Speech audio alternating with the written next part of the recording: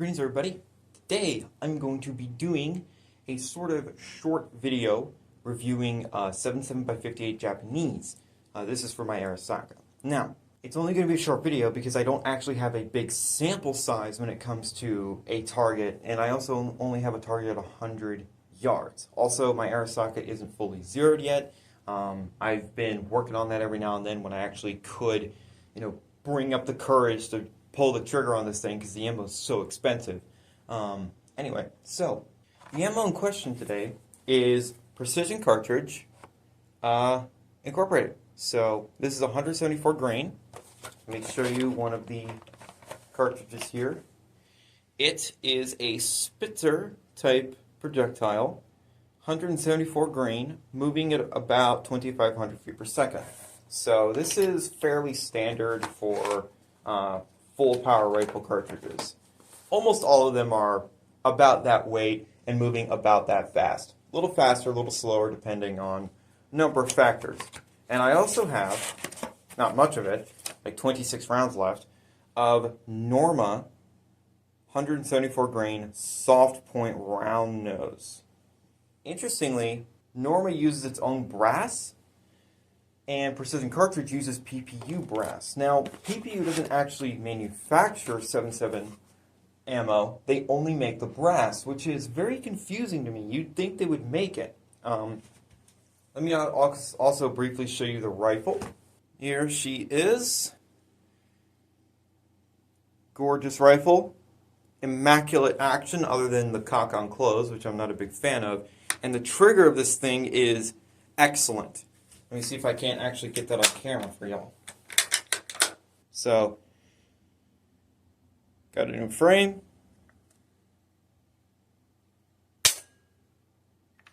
Very nice trigger. It's about a 4.5 pound trigger-ish. Crisp and easy to use. Now, one more thing I'm actually going to show you with this rifle. The rear sight, if I'm not mistaken, that right there, folded down like that, is 100 meter zero, and then flipped up is a 200 yard zero, well, 200 meter zero. That is what I was having to use to get shots on paper with this thing at 50 yards with the Precision Cartridge, at least from what I saw. I was also shooting my Mauser a bunch, and I was trying to get it zeroed, so I probably mistook some Mauser shots for 7.7 shots. The holes look identical to me. Because 8 Mauser is 7.92, this is 7.7, so it's only a little smaller. Anyway, let me actually show you the target at 100. Keep in mind my rifle isn't zeroed. It is hitting, it's hitting to the left. I think it hits about 2 or 3 inches to the left most of the time, if not a little more.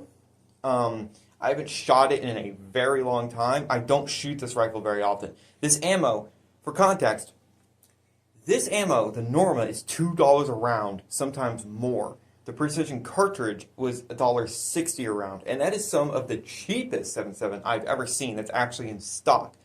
$1.50 and below, which I very rarely see, are never in stock, or they're on websites with very bad reputations, and that pains me.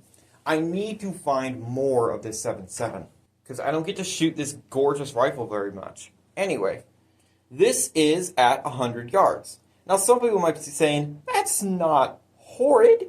Like, yeah, obviously it's not zeroed, but that ain't bad. But why is it to the right? Well, I was aiming down there with the 200 meter sight. Now, I was doing that because I was like, okay, this rifle hits to the left. So, move over to the right, and I should Kentucky windage into the bullseye. Apparently not with this ammo. Apparently it's more on than off. I don't know why. Also, by the way, I can confirm this rifle, this is going to make some FUDs cringe and not think that's possible. This thing's a tack driver.